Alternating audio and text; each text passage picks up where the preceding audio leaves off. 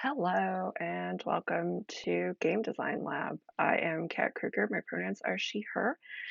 And today we're going to be working on, we're going to work on a 5E stat block for a villain that we created in chat last week in an ongoing world building.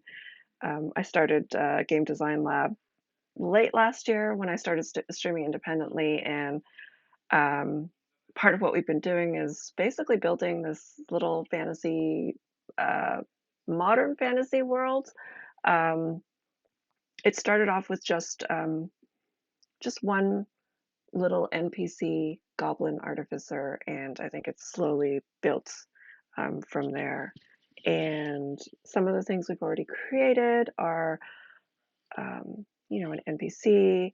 We had what we thought was a villain, who was the artificer that our NPC is working for. We created a location, created a monster, and I realized when I was going through the monster design the last time we created a monster. It's a Jubilee Cryptomander. Um, it's like a salamander that has some really cool weapon attacks. I realized though that as I was going through it, I was using a third-party app, and I think I was going through it a little too quickly because um, I guess some of it is just things that I already know, and I realized that perhaps I could slow things down and help new or newer designers get into game design or even just homebrew. Um, not necessarily doing this as an effort to get paid for but I'm not really sure that there's a ton of this type of content to help beginners and people homebrew their creations. And I as a I'm a freelance narrative game designer. Hi, Grey Castle. It is I am really enjoying this as a creative exercise. I'm also enjoying like the interaction with chat because we're building this cool little world and filling it with creatures. So, um, as a freelance game designer, I've worked with some great third-party publishers like Hit Point Press, MCDM. I don't think I've shown this before. I'm gonna like, it's a little bit gruesome, so, maybe avert your eyes. This is from Grim Hollow, um, so Ghostfire Gaming. Um, this is a Memori Lich that I created with a co-designer, Bianca Bickford. Um, and yeah, I haven't shown that on stream before. Um, and it just came to mind because some of the Ghostfire stuff is on D&D Beyond now. Um, and yeah, so I've got a lot of experience over the past like 7 years or so. And even when I was a YA writer, I used to do these pay it forward sessions at my local library in Halifax. And now that I have a stream and a sort of platform, I would like to sort of pay it forward here too.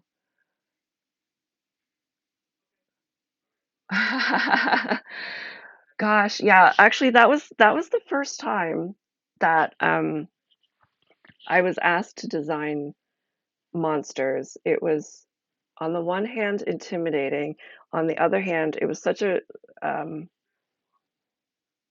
it was such an eye-opening experience, and I now love monster design so much. So I'm very thankful for Sean Merwin for asking me to be one of the designers on that because it was uh, it was an experience that definitely changed how I approach my work and how I approach monster design as well because it is one of my favorite things to do now. Speaking of which, we're going to dive into I'm going to do a recap because I see there's possibly an ad break for anybody who's not subbed. Um, but I'm going to do a recap here. So I'm going to transition my screen so you can see my journal.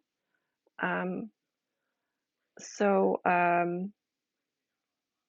we last week designed the real villain. Um, oh, no worries, Greg Castle Press. Um, so we designed the real villain of this big city that we have not actually named yet. Um, but this villain is named Frederick Serpentine, and we decided that Frederick was going to be hello, Latina Geek. No worries at all. I'm just doing a recap. I just showed off something that I designed from Grim Hollow, Ghostfire Gaming, because I hadn't talked about this design before, but I just wanted to show it, and I'll show you again because it this j- I don't know if all the monster stat blocks are on D&D Beyond now, but I know that um, Ghostfire Gaming just got a bunch of their stuff on D&D Beyond, but also avert your eyes if you it's a little bit gruesome if you're don't want to see it. So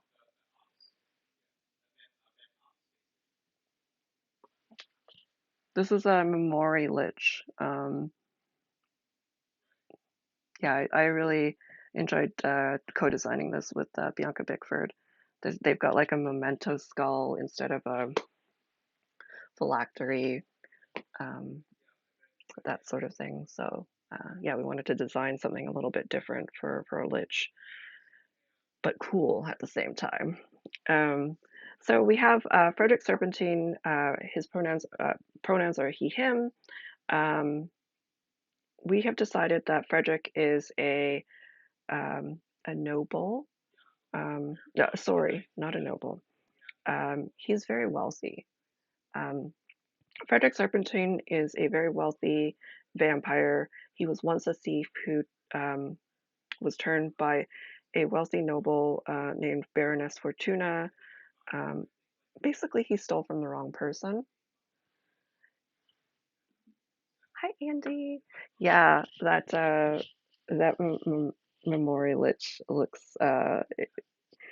I'm really proud of that work that I did there because you've just joined in right now, but like that was this Grim Hollow book was the first like um monster book that I was a part of as a designer, and um it really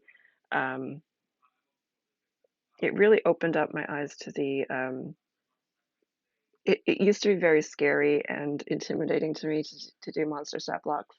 And after that experience, it completely changed because it's one of my favorite things to design now. And I'm hoping I can pass that along as I, slow things down and go into D&D Beyond and talk um, about different ways of approaching monster design, especially if you're coming from a new designer perspective for 5e specifically. Um, so we have this really cool, like we've developed a lot of like backstory for this vampire. We've got his personality, his ideals, his bonds and flaws, and all that. He even has like a really cool um, magic artifact that we could probably design in another game design lab. But today, what we're going to do is we're going to turn all of this amazing backstory that was collaborated on in chat last week, and we're going to open up D&D Beyond and look at their homebrew options. Oops. All right. Is this the right? Oh no. One moment, please. I accidentally closed my window here. It's okay because I'm not in my journal yet. All right, here we go. I'm gonna move over to my journal here. So I'm doing most of this in on my iPad because it's the easiest way for me to stream this content. So when you go into D&D Beyond, there is a section here.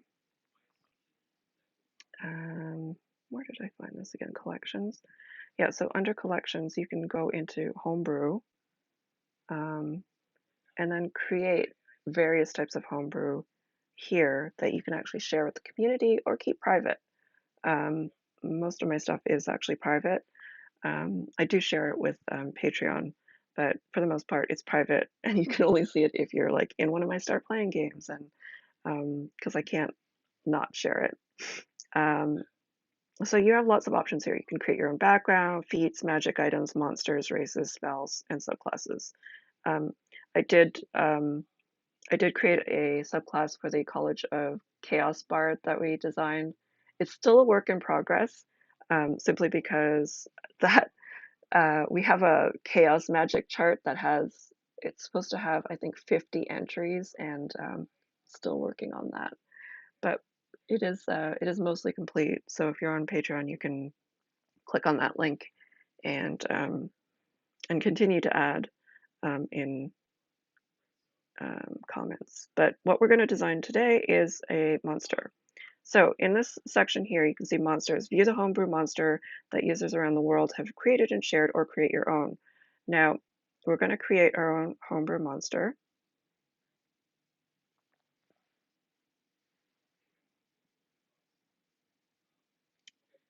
And here we have two choices.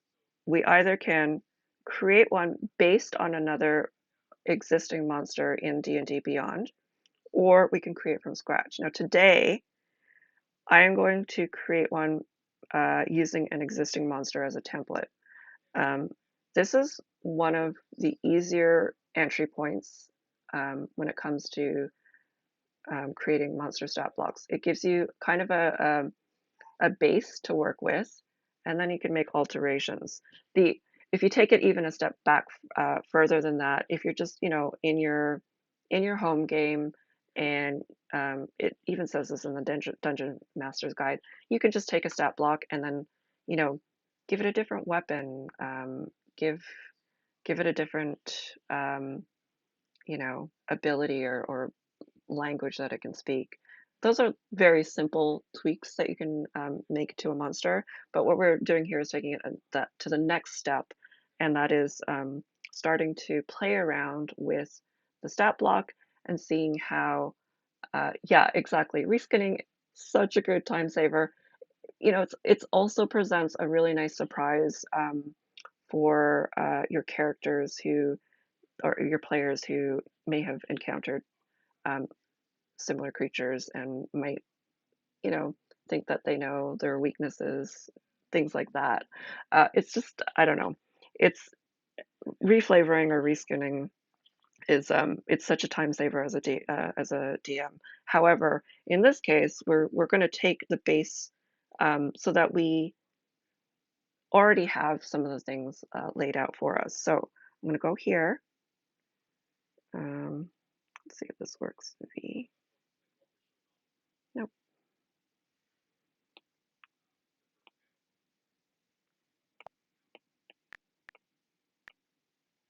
I'm just going to take our vampire, standard vampire here, and then click create.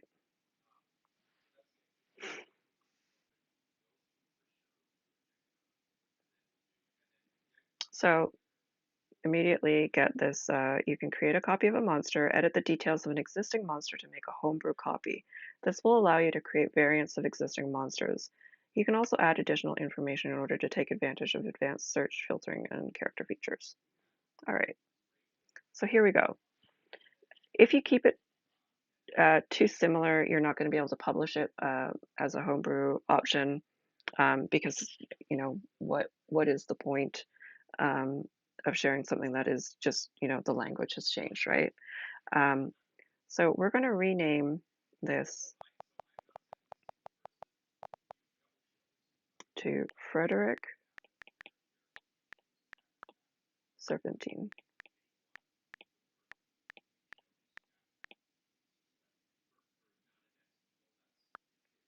Oops. Okay. So what we have here is, all right, let's see if I need to read any of this. I'll just read it for all of you following here. So create a homebrew monster. Welcome to homebrew content creation. Get started by entering basic information about your homebrew monster. After saving, you'll be able to add more information, metadata, to display all relevant summary information to the homebrew monsters listing for your monster. Upon creation, your monster will be visible to you privately. If desired, you can share your homebrew monster with the community by submitting it to be published. The monster will be reviewed and curated by our moderators. If accepted, your monster will display in the homebrew monster listings, and others can add it to their homebrew collection. You can view the rules and guidelines for homebrew content creation if you have questions about what is acceptable for submission. All right. So yeah, generally speaking, other people aren't going to be able to see your homebrew in D&D Beyond unless you hit publish, except if you are running a campaign um, and adding players into that campaign, because they will have access to your homebrew.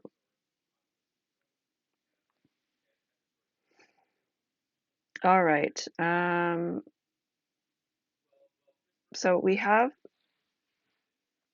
this is a section of D&D Beyond that I feel like could definitely use some I think UI changes here, and hopefully with um, you know development and the updated core rules coming up. Hopefully there's going to be changes done to this as well, because it is not necessarily the most intuitive, because it's broken up into basic information and then all of these sections here. Um, so the bulk of the information that you're going to get in D&D Beyond here for your character is going to be in the basic information section. That's where your actions and that sort of stuff will be. But then they've broken it out to have the languages, senses, skills, and movement here. Um, so let's take a look at, okay, we have languages.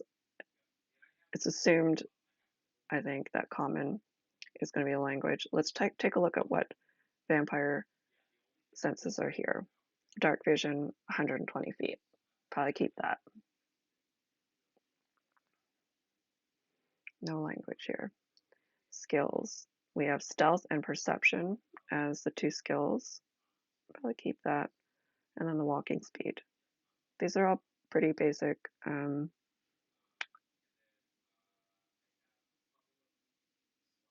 Might come back and revisit skills here, depending on what we do in the other section. So we're going to leave this sort of front page of Frederick Serpentine, and then we're going to go into the basic information. Okay, so we have a drop down here, and it has all the basics here. We could put a version in here. So his name is Frederick Serpentine. We could put a version there if we want to. Monster type, undead, vampire. I think we'll keep it that way. Subtype, shape changer. I want to keep that because I think I want to work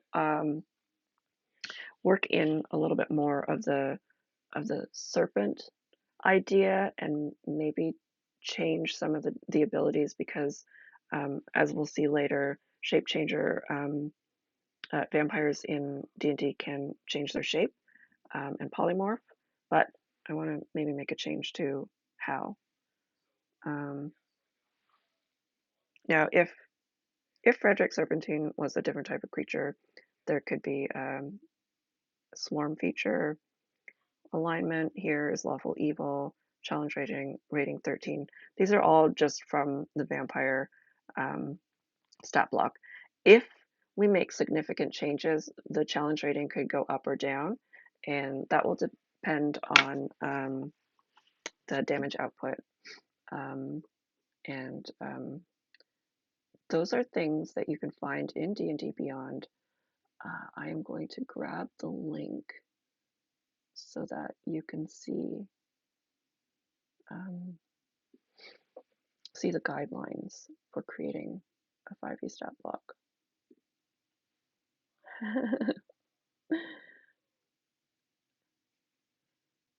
Here we go. So there's the direct link, and it has a breakdown of exactly what we're going to be going through here. Um, there is a section under creating a monster, um, step one, under step one, expected challenge rating. There's a monster statistics by challenge rating um, table, which is a very, very good reference guide for anybody who's starting um, with monster design. It gives you the CR um, and what, basic things like, so at, at a certain CR, it will have a proficiency bonus, um, what the armor class should be, what the hit point range should be, attack bonus, damage per round, and then the save DC. So it's got all that basic information for you as you're thinking about design here. Now, I will say that there are some monsters that are published that don't necessarily follow this, but so this is a guideline to help you out though.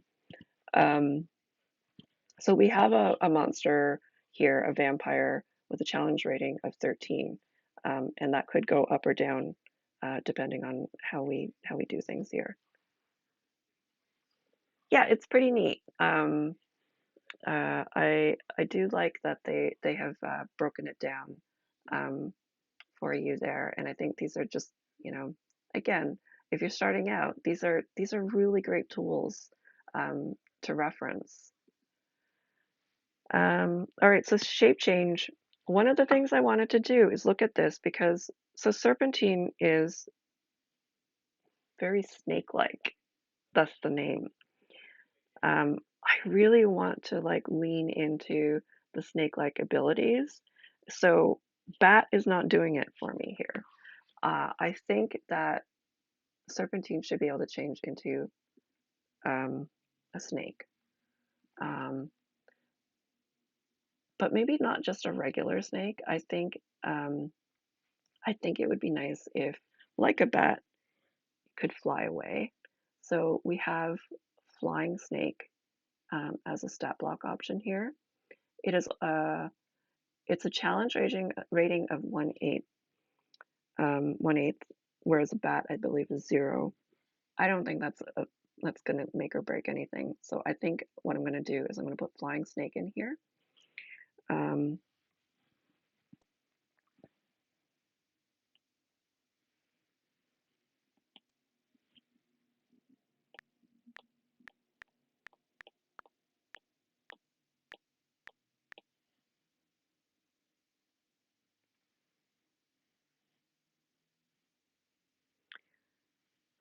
and then we have to make sure that it is everywhere.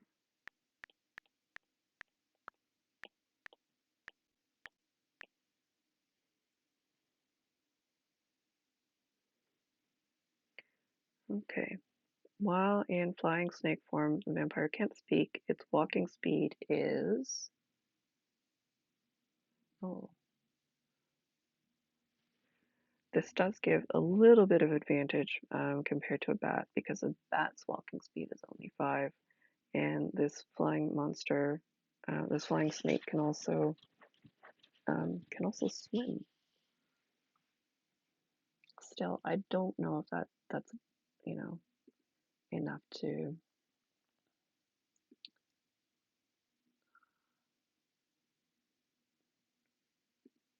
change the challenge rating here. Because we have other snake options are constrictor snake or poisonous snake. Both of them have a walking speed of 30. So maybe we won't make it a flying snake. Maybe we'll just make it. I don't want to go too high in the challenge rating either. Poisonous snake is another good option here.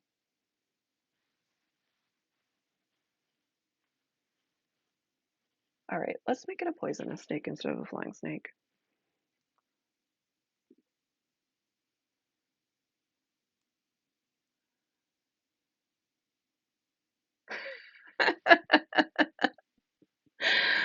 Yeah. Um, yeah, I in the real world, there are flying snakes. I only know this because of watching nature shows, and my kid has a book about, um, dragons, and, it's actually a National Geographic book, um, and it basically talks about, are dragons real? And, how a lot of animals in the real world, resemble, um, dragons, and one of them is I believe it's called a flying snake, but it's actually just a gliding snake, if that makes you feel better. Uh, I'm gonna make it a poisonous snake.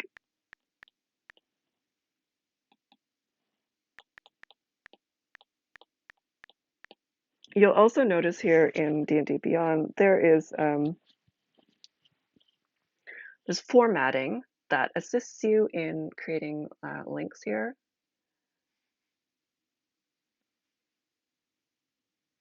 Um, so you'll see in square brackets, I've put monster, and then at the end of poisonous snake, there's another square bracket with a slash monster.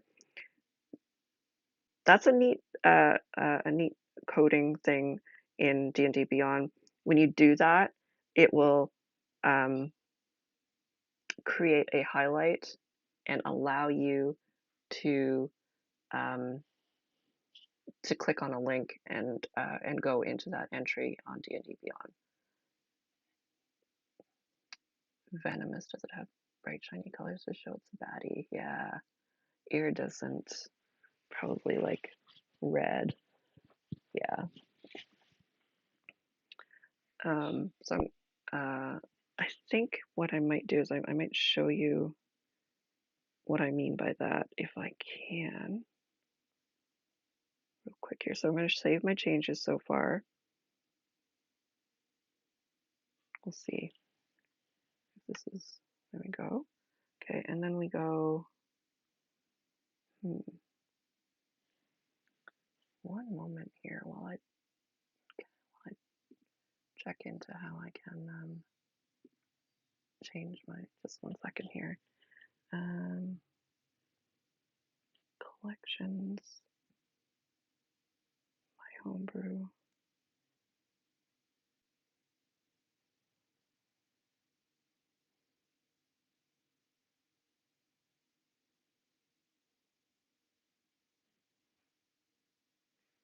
Here we go. Frederick Serpentine.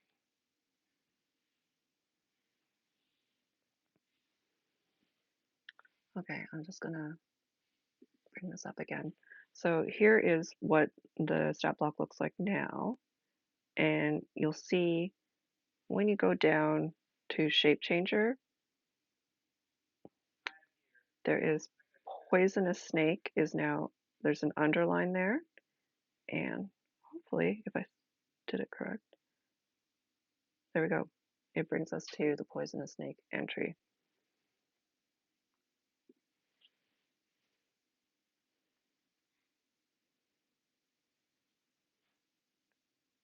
But right now, I want to just continue editing the work that I'm doing here.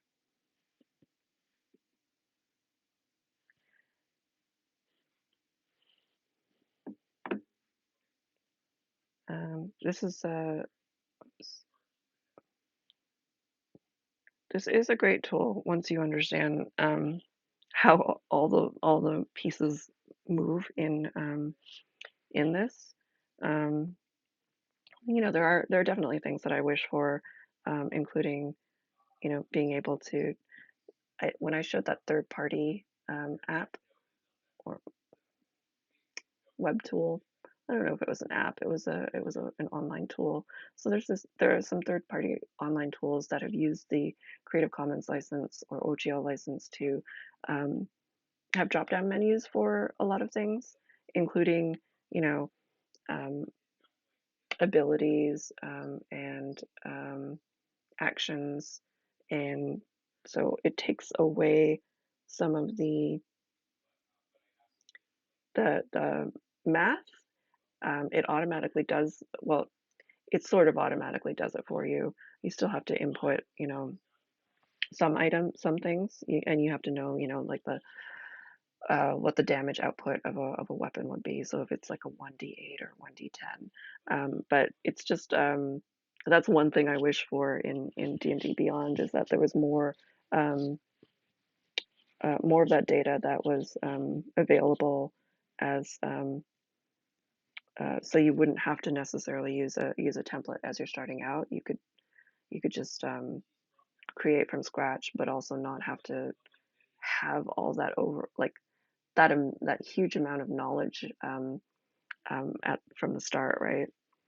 It makes it a lot easier for designers who are starting out, or people who just want to homebrew something cool without, I don't know, feeling overwhelmed by the amount of content that you can potentially put into it. But that is an aside. So we have shape changer. We've got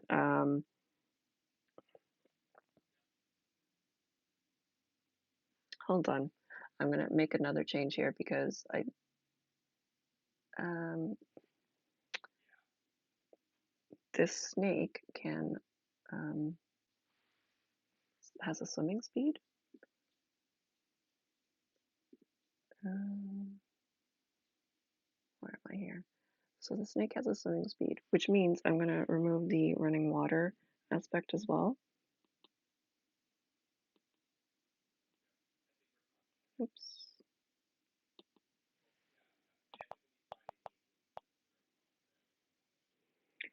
Okay, walking speed is 30 feet, and it has a swimming speed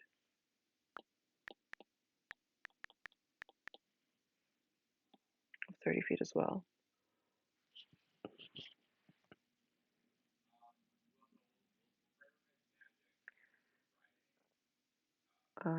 And then we also have information here about the vampire being able to turn into mist. I think that's still,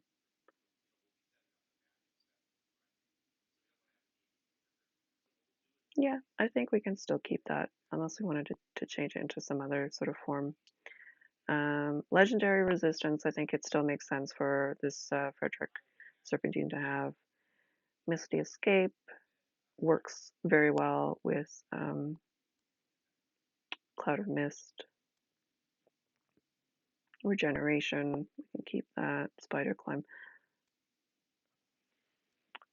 Let's see. We're gonna have to change something here to allow for there to be some vulnerability here because under vampire weakness, this vampire has the following flaws, and one of them is harmed by water, by running water. And that's sort of tied into the shape changer thing where, so long as um, this vampire isn't in sunlight or running water, they could change form. So I'm thinking we're gonna have to turn something like, you know, fire.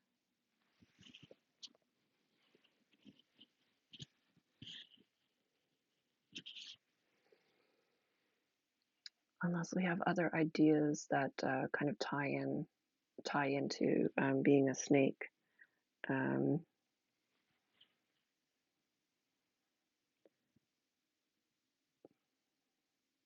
I'm gonna go with fire for now, though. So if the vampire isn't in sunlight or um, fire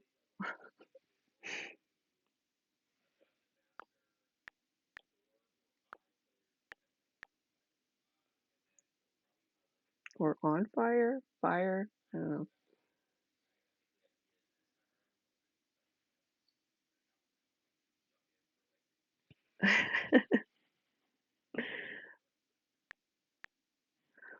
Yeah, that would be funny, wouldn't it?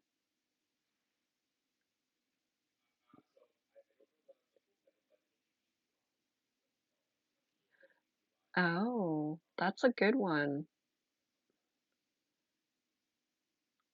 Cold, yeah. Let's do that. Um,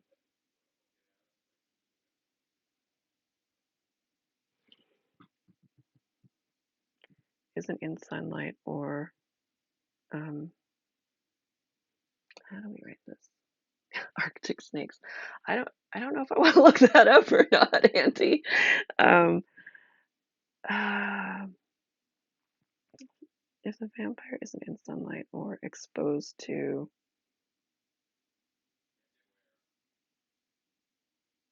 not exposed to, but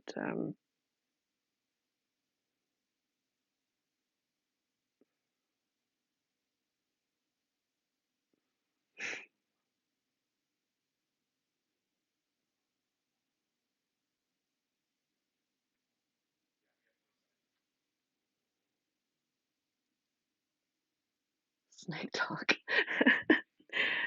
Exposed to cold or freezing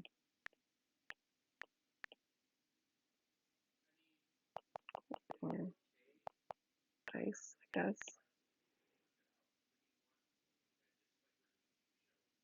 It's one of these things where I'm gonna have to play around with the language around that for a little bit. For now, it's going to be cold or ice. Harmed by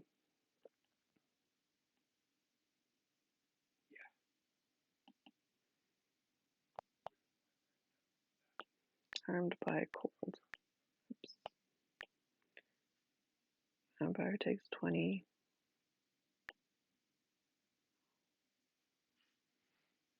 Cold damage.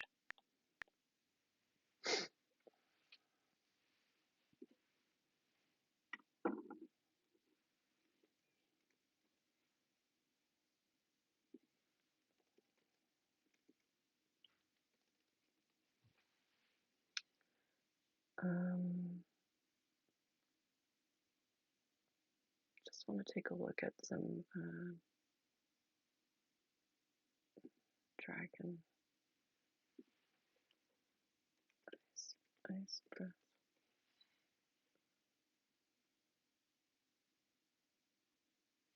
All right, so we've got if it ends its turn in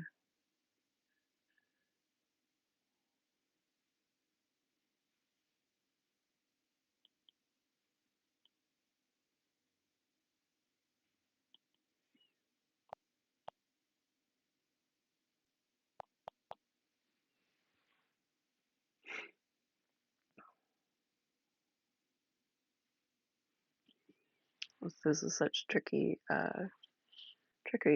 language here because it's ice can be in ice, on ice, exposed to ice.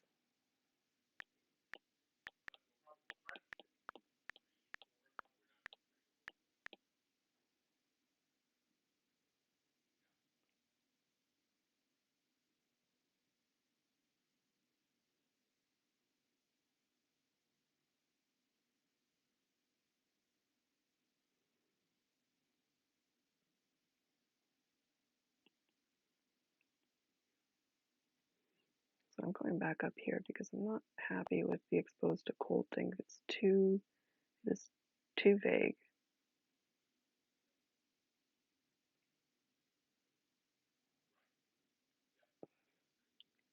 I think in contact with is probably the right way to do this. In contact with ice.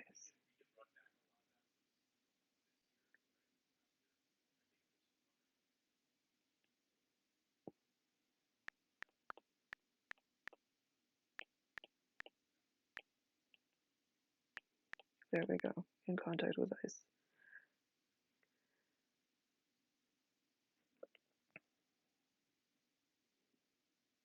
And we also have the sunlight sensitivity.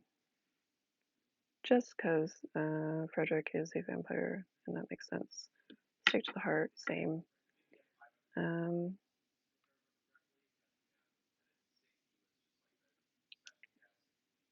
Now, Might go back and just make some more edits after. Um, but we've, changed a little bit of the flavor of this monster so far.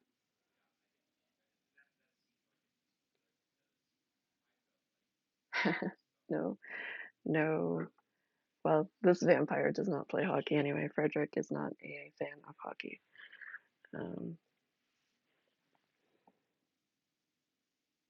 which makes me think that the this little city that we've made probably doesn't have like a true winter. All right. Um,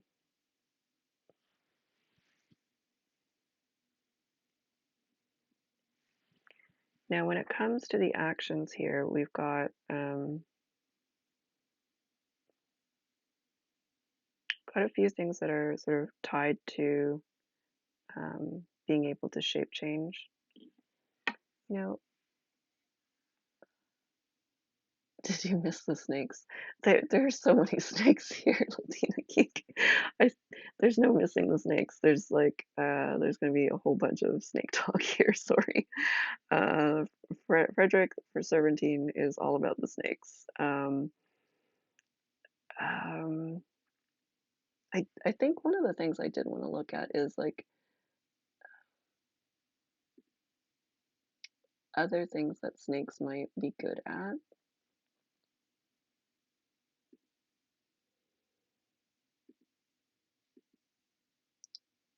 They do not have constrict generally, unless you're a constrictor snake.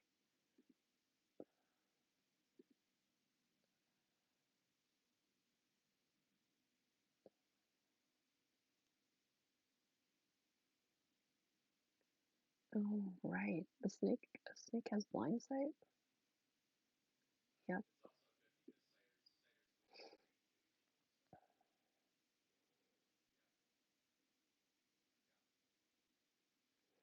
So that is something that could offset the speed of this snake here,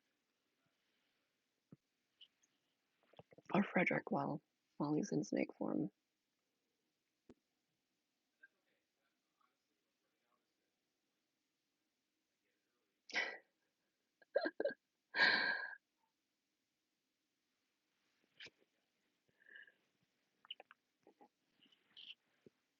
Hmm. Um, let's see. I think I think I'm going to add something in shape changer. So while in poisonous snake form, the vampire can't speak. Its walking speed is 30 feet. Uh, it has a swimming speed of 30 feet. I kind of feel like I want to give it this a little bit of this disadvantage here with the blind sight. Let me check what the stat on a bat is.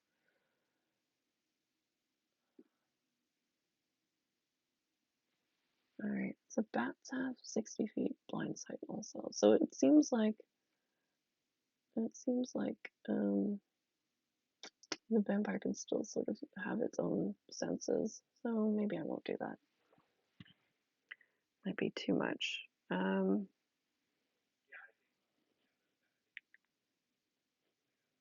right, so let's go down here. So unarmed strike, we've got vampire form only, and then bite. I'm gonna have to change this to snake or vampire form only. And again, you're gonna see um, essentially what's code here. Um, and when you look at all this, um, when it's not in this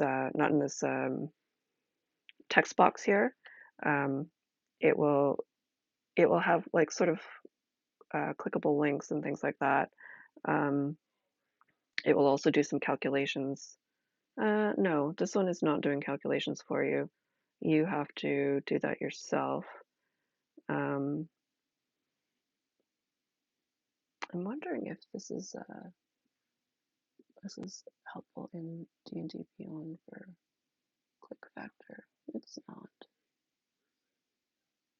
So yeah, there's a bunch of like you know, square brackets and rounded brackets and code here. Um, and I'm actually not sure why it exists when I'm looking over at the output on D&D Beyond. The only things I see that really matter are things like condition incapacitated. That will allow you to hover over that word and then it will bring up a pop-up, and I believe you can also click through. It's just another neat tool in D&D Beyond. So, you know, things like grappled, incapacitated. If you put conditions in the square brackets, it will allow your stat block to show that information, so that if you're running this creature in your game, you don't have to look up the rule for grappled. You can just mouse over it and a pop-up window will show up. It also does that for spells. So it's, again, it's the same formatting. It's square brackets, spell, and then you put your spell there, and then square bracket slash spell, square bracket, and then you'll be able to either hover over it or click through.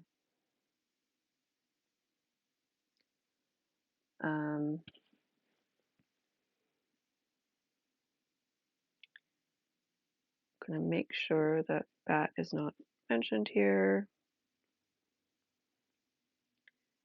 Charm. Children of the Night is another one that I wanted to change here. So we're probably going to put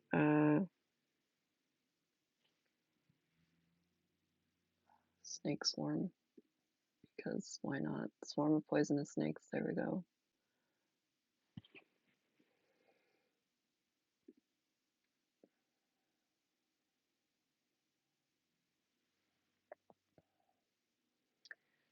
Now,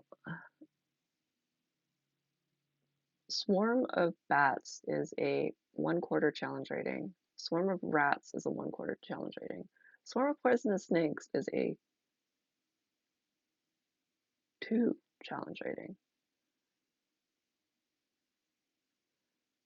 So this is telling me that Frederick here might need to increase CR, especially if we're going to start adding some stuff like his magic weapon. So we're going to put Swarm of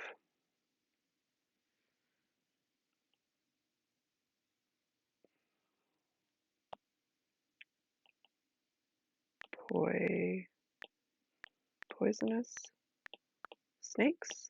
Oops. And I'm not going to put a rollable here.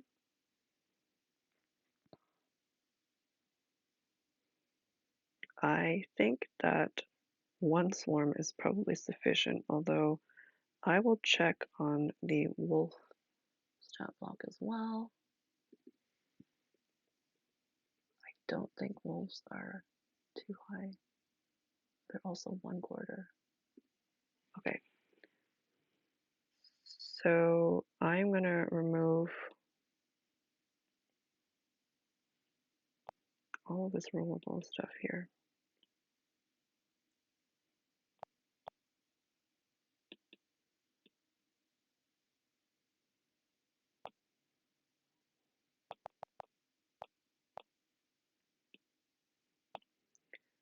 Calls a swarm of poisonous snakes. Let's see if I can, oopsie, that's not good. Here we go. I'm removing the swarm of rats here.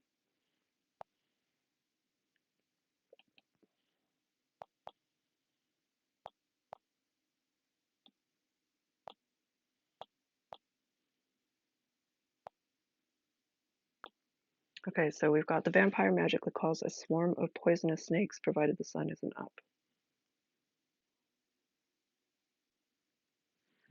While outdoors, I think we're going to take away the wolves as well.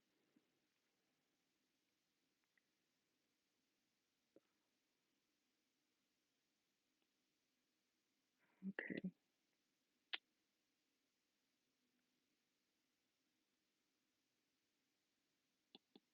Let's try this.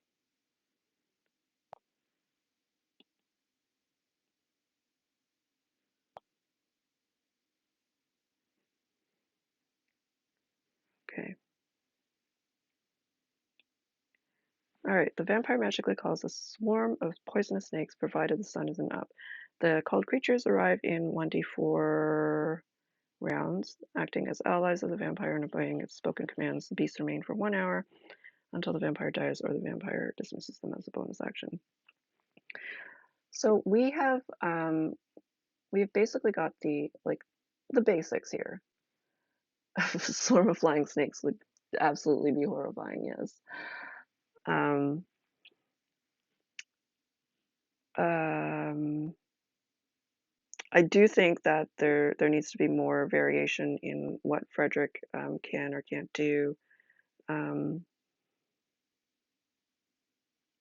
I think part of this is probably going to be in the legendary action. Um, I would like to add the magic item because Frederick has like an arm wrap that sort of acts like what's it called? Staff of the Adder. It kind of lashes out um, like a snake. And maybe just add more like actual serpentine type qualities to Frederick's uh, character here. There's also we haven't even gotten into the section where you can add like the description of the monster, and we've got a lair here which we can build.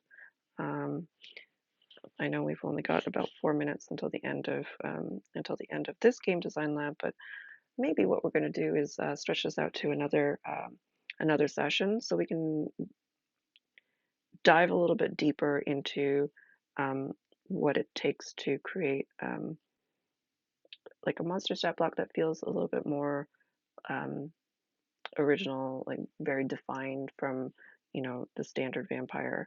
I feel like we have still a lot to play around with here. I'd like to maybe talk about what Frederick's, where does Frederick live? What is his lair, and how can we um, um, create some layer actions and regional effects that might have a little bit more to do with his powers and abilities. I also want to make sure that we get yeah, some of the cool snake abilities here too, because right now he's mostly vampire with some snake-like abilities to be able to shape change, um, being harmed by cold and that sort of thing. Um, So yeah, let me just see if we can switch this out for a second here. I'm gonna save and then maybe show you what this looks like.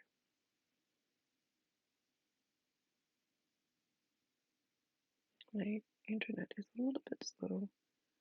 All right, and then we're gonna go into collections, my homebrew.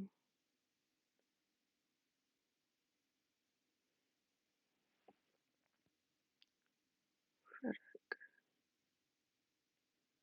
and I'll show you in just one moment here.